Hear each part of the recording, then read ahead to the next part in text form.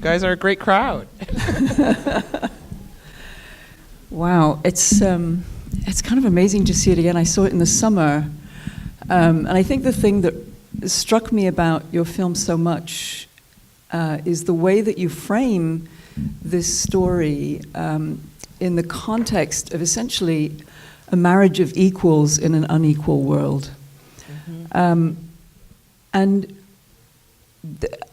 I think you should just talk to us a little bit about developing this story. I mean, that approach to me is kind of fascinating. A part of it for me as well is that when I saw the film, I not long before heard an interview with Jill Lepore, who wrote the book about MARSTON and his life. And some of the ways that she framed this relationship in the interview, she said that he basically gave Elizabeth an ultimatum. You know, she moves in or I divorce you.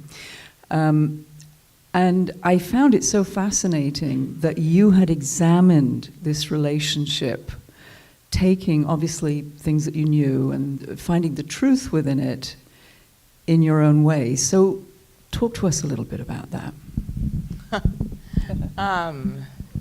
That's interesting. That's the essay topic, right? Yeah, no, I mean, I could talk for a long time. The first part, a marriage of equals. Actually, I love that idea. I have never heard it put that way. I originally kind of set out to write just a standard biopic of Marston. I was a big Wonder Woman fan, and I found a friend gave me a History of Wonder Woman book, and there was this one chapter on the Marstons, and I just blew my mind because I was like, what?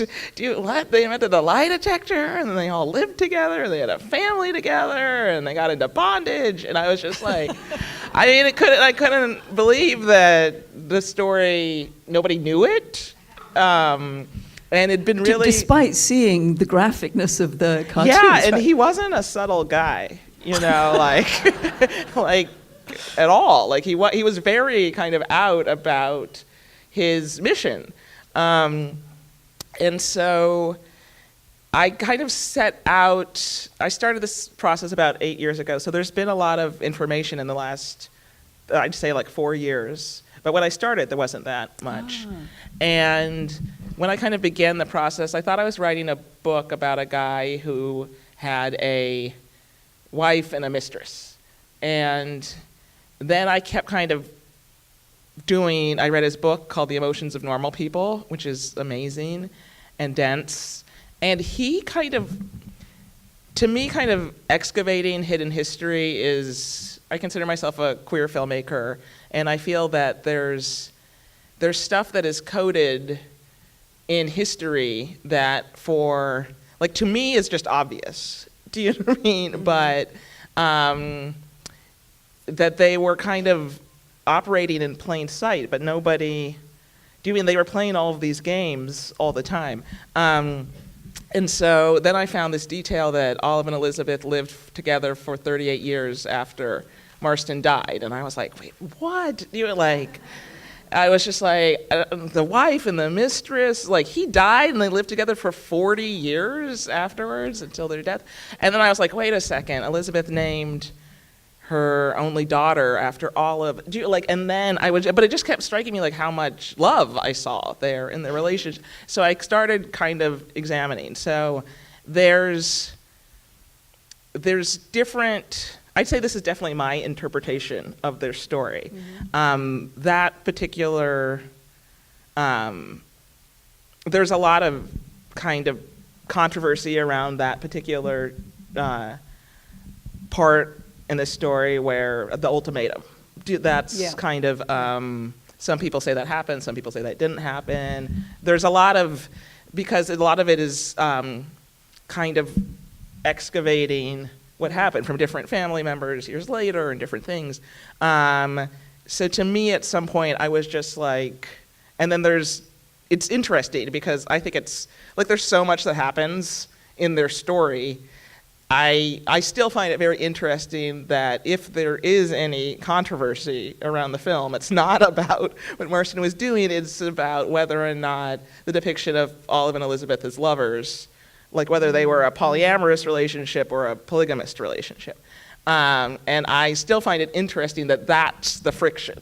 Like doing like that. I mean, of all the things that I'm showing on the screen, the thing that's crazy is that they might be in love. Like, sorry, but that's just me. So that's why you get to be a filmmaker, because you can say, well, this is how I see it. To me, though, it was important in the storytelling.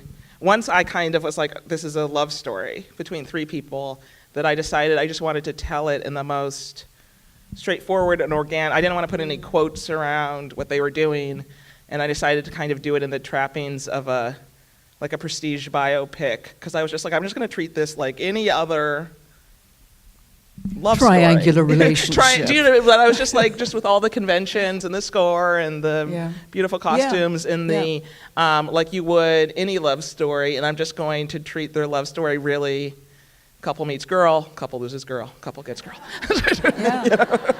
Yeah, it is actually. It's a very traditional, ironically but like what you're story. watching, you're like, wait, what? But I do think the audience, you go with it because you're like, it's the film's treating it as a love story.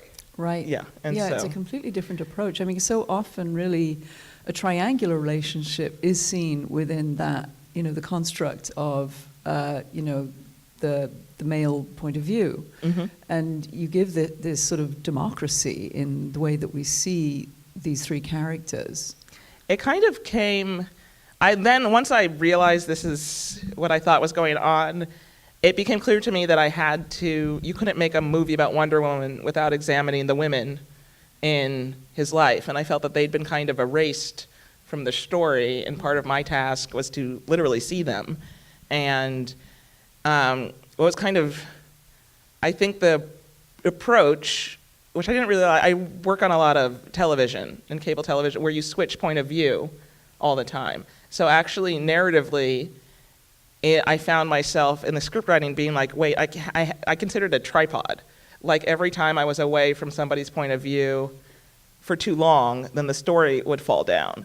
So actually, you think it's about Marston's protagonism coming in, and I actually very cynically named it Professor Marston and the Wonder Woman because I knew nobody would give me money to make a movie called Wonder Woman, which is true. So I was like, hey, about the guy and the women. But then in the script, you start very much in Marston's point of view, but then Elizabeth comes in and she kind of walks with the movie for a while. Yeah. And then it kind of takes this, one of my favorite parts, I always like watching it with an audience because everybody thinks they know what's going on.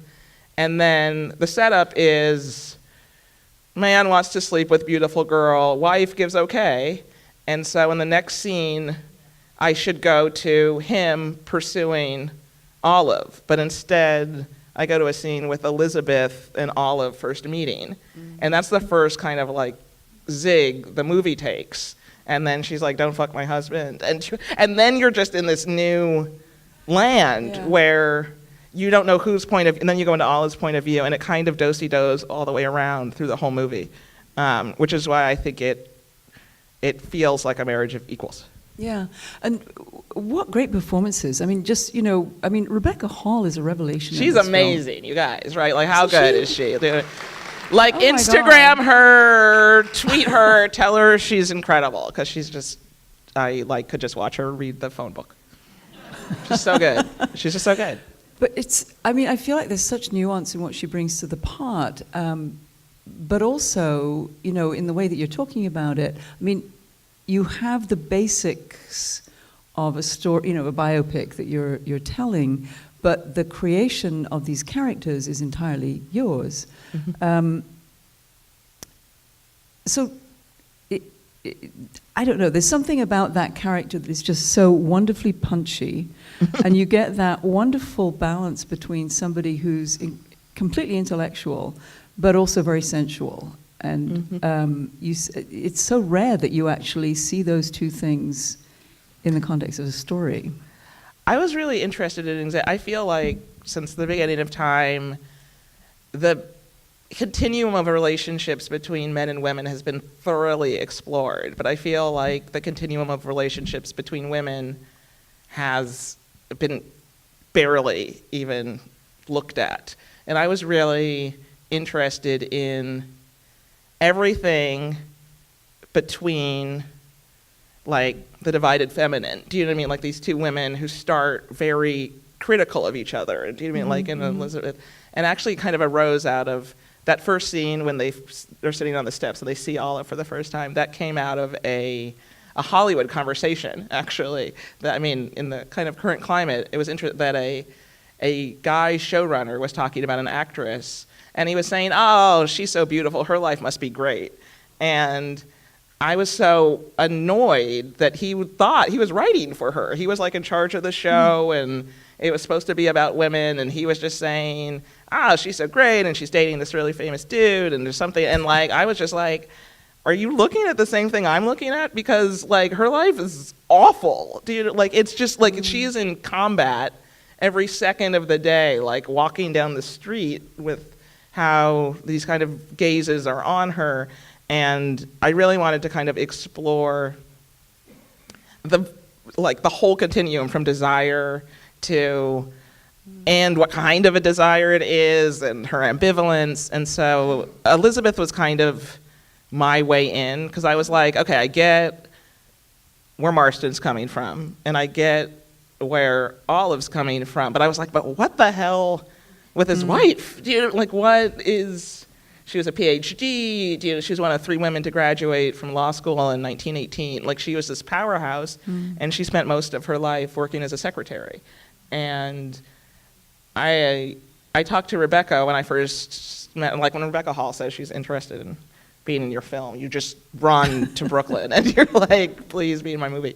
But we talked a lot about glass ceilings and frustrated potential and all the brilliant women we knew who, for whatever reason, were not able to fulfill that potential. Do you know what I mean? They had kids, they dropped out or something, or they weren't allowed to get the job, and I was really struck how Marston got chance after chance after chance to reinvent himself. And Olive and Elizabeth, Olive took care of the kids her whole life, and she worked as kind of a journalist on the side. She changed her name. She did a few articles for Family Circle. That's a whole other story I wish I could include.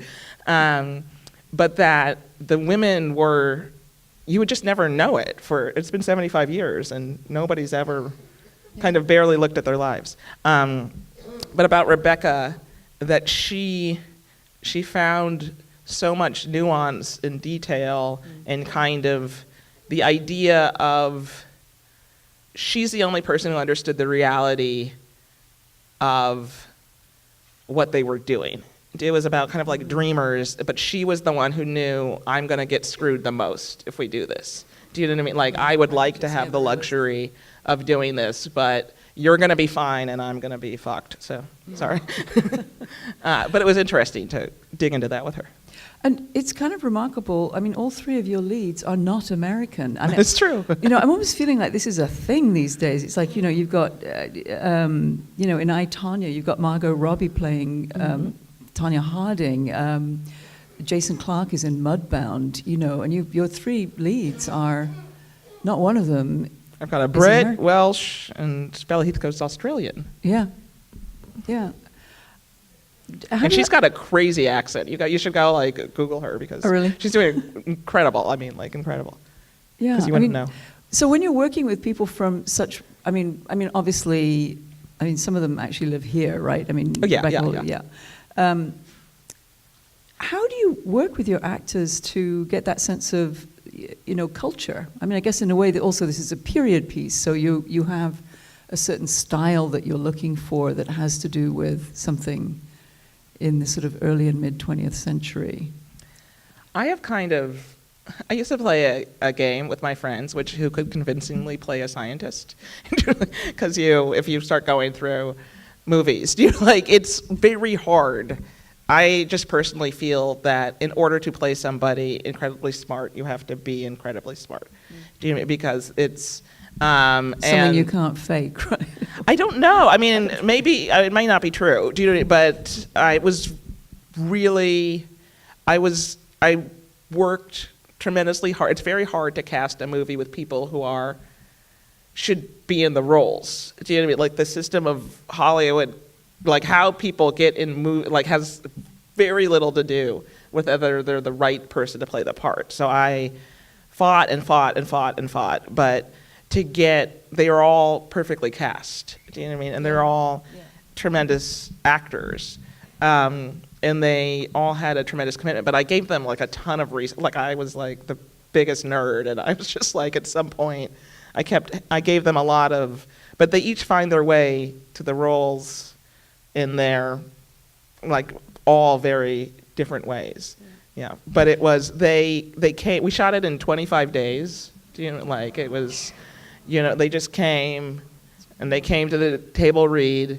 But what was incredible is like I was like watching them fall in love. Like they were so committed that they just came in guns blazing, 100%, good to go. And it was just like a surreal 25 days in Boston.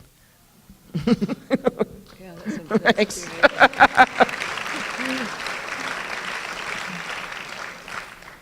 You know, I was thinking about it, and I think also just, you know, as a woman making films, I was thinking just about getting the eroticism and this, I mean, sexuality is maybe less so than eroticism in this film. To find that, to achieve that kind of intimacy in such a short period of time seems pretty extraordinary to me. I thought it was it's kind of interesting now in this moment we all find ourselves in, because I made the film a year ago. And when was it? Was it like this time last year that you were shooting, or? October, right, the year previous. Yeah. And I became very obsessed with the idea of representing consent throughout the film. I was just like, it was really a part of what they were about, and I was like, the only way you'll get them and want them to be together is, so I found myself, I like talked to, and Jill Soloway at the previous Toronto Film Festival, who's an EP on this film, kind of challenged women filmmakers to really actively work with this idea of the female gaze, of where the camera is and how, and you're kind of walking a high wire act, because it can go wrong really fast with this type of material. But throughout the script, it became really important to me. Like they're always just saying, like, are you sure you want to do this? Do you like, is this, and they're just like, I would like to have sex, me and my husband would like to have sex with you, if you'd like that, and if not, do you know what I mean? And I was interested in kind of making the foreplay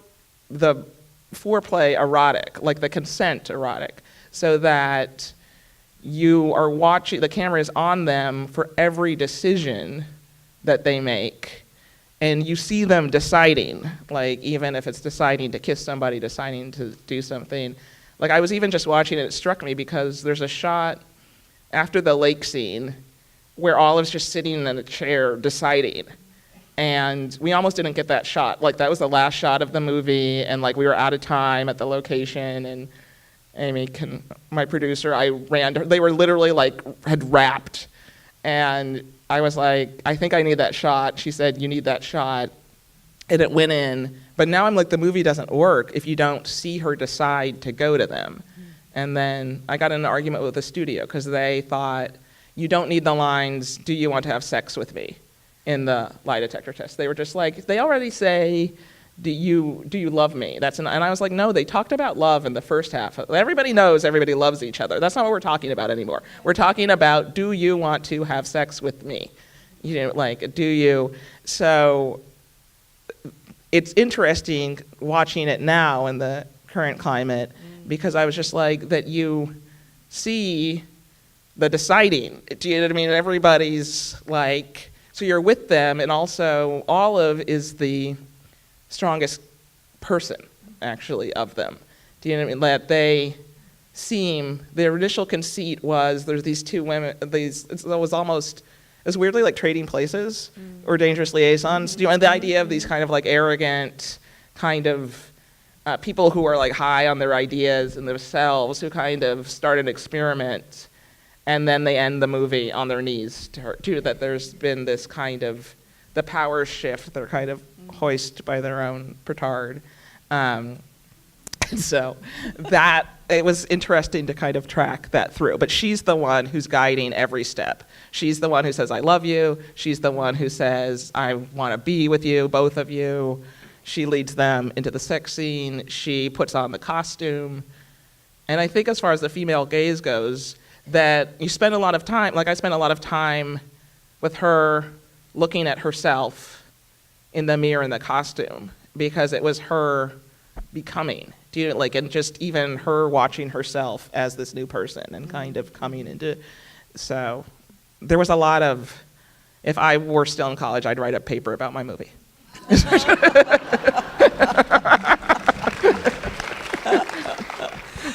Well, we are here tonight to celebrate your work as well, and I would like totally to forgot. Yes, and I'd like to invite Amy Redford. Where did Amy go?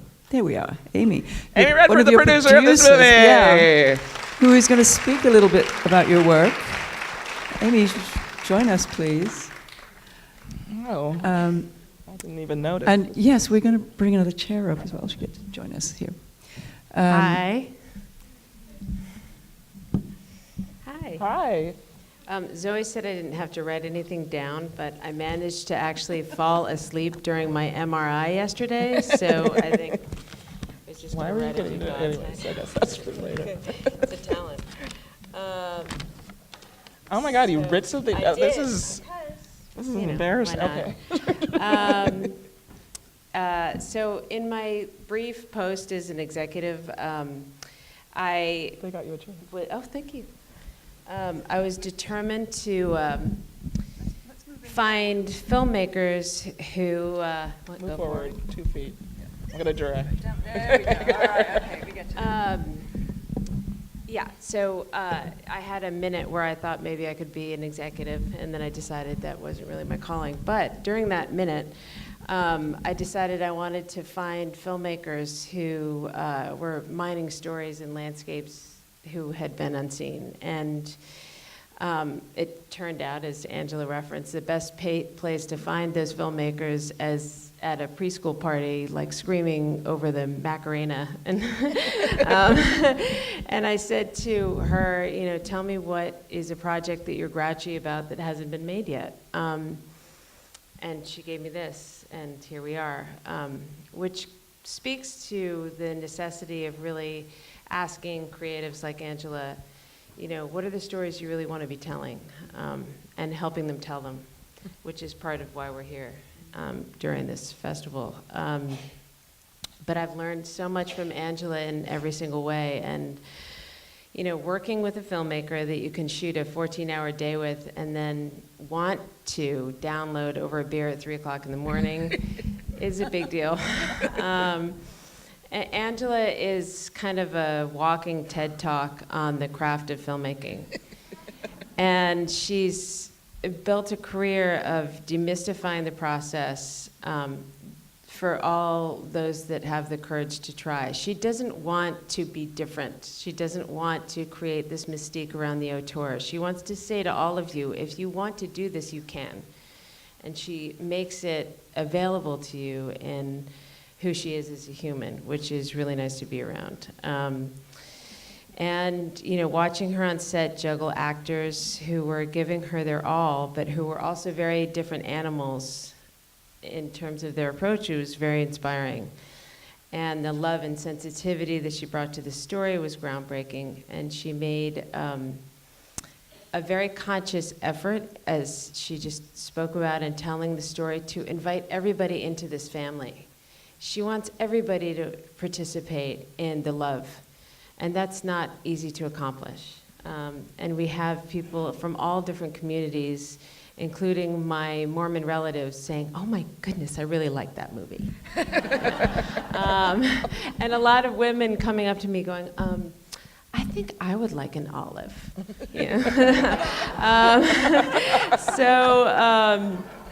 Anyway, she made a conscious choice to have that happen.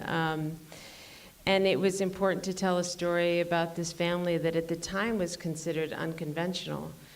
And that speaks to a lot of what we're dealing with today. And she's now articulating a lot of the inequity and disparity in our industry. And she's managed to advocate for women and women of color, but have, as far as I'm concerned, really served the cause by being really good at her job. And that's like the biggest part, is that she's just a really good filmmaker. And that's a good story to tell.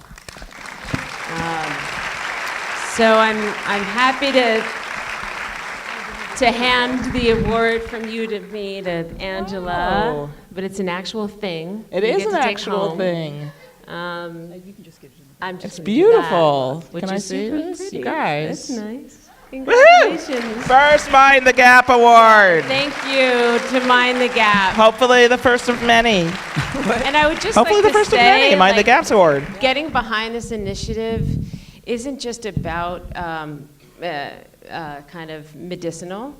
If it's being able to see stories that you really want to participate in. It's not just about women. It's about a much broader conversation. So thank you. Thank you. Thank you, everybody. Yeah. And Thank you, the intention with this design is that it's a riff on the A in the gap, which we actually have a gap in. But in the design, the gap is bridged by a moonstone, which is a symbol of feminine power. There's a little diamond, which is a reminder that we always aspire for the heights. And of course, it's on a chain in honor of the suffragettes. Or the film. Or the film, indeed. I love it. Cool. Thank you so much. I honestly don't know what to say. Let's go to some Q&A. questions. Yes, yes. Let's take some Ask questions me from almost the audience. anything. And we don't have mics in the audience, so we will repeat your questions. Yes. How did you get this How financed? did I get this financed? By a lot of lying. No, I mean, we had to feed this idea. We had to say, of course, we will give you, I don't know if I can say this out loud, David Hasselhoff, if, you give us Rebecca Hall. There's just a lot of trading and then finally getting behind Angela's vision. Angela came very, very prepared to the table. I had so much. I had like years and years of research. So I kind of did the biggest dog and pony. Like they just basically didn't believe that I could shoot it for the amount of money they wanted us to shoot it for. And I had to go into Stage 6 at Sony, which is their acquisition and international division, financed the film, and Annapurna Pictures distributed it, which is amazing. And so I had to give a kind of 2-hour PowerPoint song where I was like, this is how I'm going to do it, and this is how it's possible, and this is what we're going to do. Literally and this is how we're PowerPoint. going to do it. Literally PowerPoint. Wow. I'd like to see that. Okay. Question over here. Have the 4 children seen it? I don't know. Actually, I believe 2 out of the 4 are no longer with us. Yes. But I don't know if the 2 remaining children have seen it. Yes. Has Jill Lepore seen your film? I actually don't know if Jill Lepore has seen my film, probably. But this was crazy exciting to me. Actually, Amy arranged for Gloria Steinem to see the film, and she gave us a wonderful quote about love, and I heard really, really enjoyed the movie. So that was a big career high for me. Yeah, you don't need Jill Lepore if you've got Gloria Steinem. I'm saying, Sorry. yeah. I mean, no disrespect. Yeah. Yes.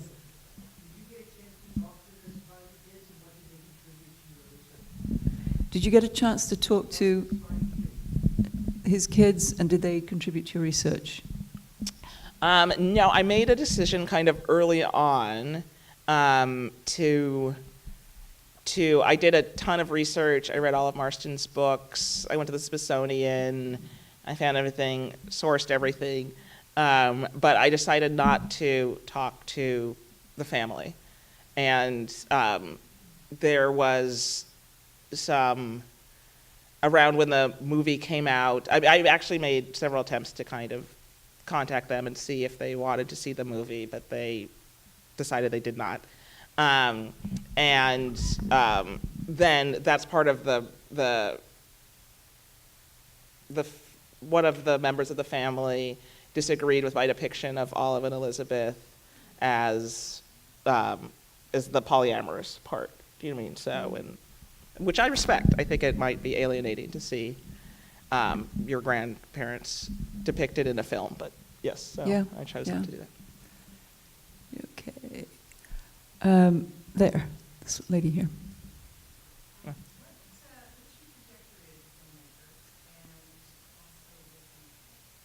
What's your trajectory as a filmmaker? Trajectory What's as your a next project? filmmaker. I was a theater geek. I did a lot of theater in college.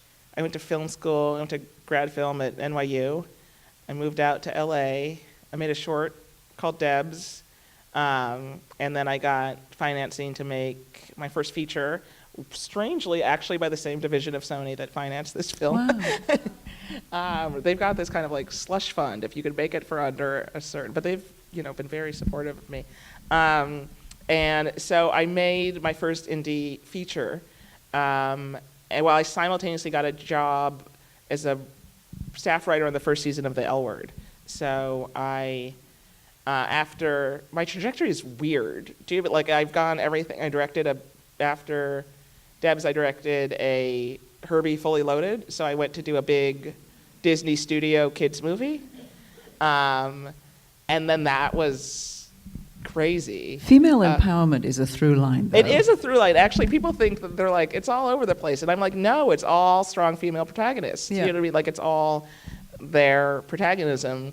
I made Herbie because I wanted the parts were gender switched. Lindsay Lohan was the race car driver, and Justin Long was like the love interest and mechanic who really wanted. And I was like, this can reach the whole world, and everywhere with the power of that machinery.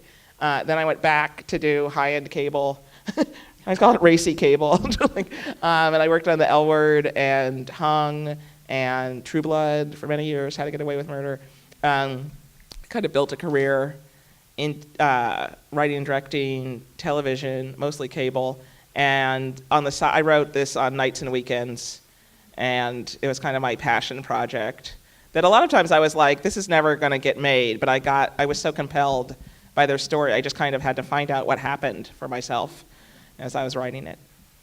It sounds like the cable work also really informed the way that you wrote this from what you had said before. It did, actually. Like, a lot of people who didn't kind of follow the through line through the cable television, like, for instance, I developed my own kind of personal technique about directing sex scenes, because I've directed this is a dubious statistic, but I think I may have directed the most non-porn lesbian sex scenes. Maybe. I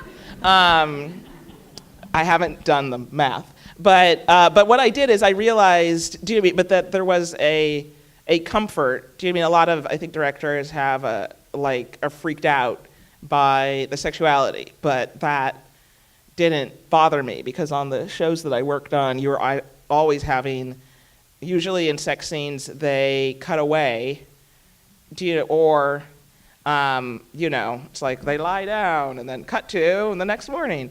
But on the cable shows, especially on the L Word, we're like, there's a lot of storytelling that happens during sex. Like, do you know what I mean?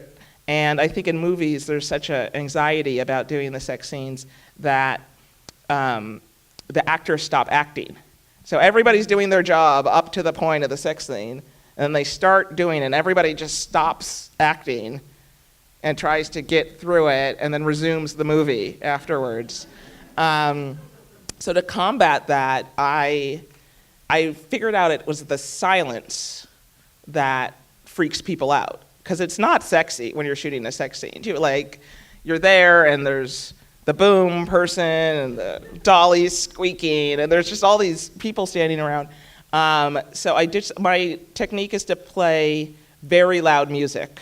I let the actors make a playlist, and I put these big speakers, and it becomes almost, I block it like a stunt, but it becomes almost like a dance in that, and then I make them record the sounds later, after the fact. But then they kind of lose and then they can act through it. And it wasn't about sex, it was about freedom and kind of how they can find in fantasy a transcendence.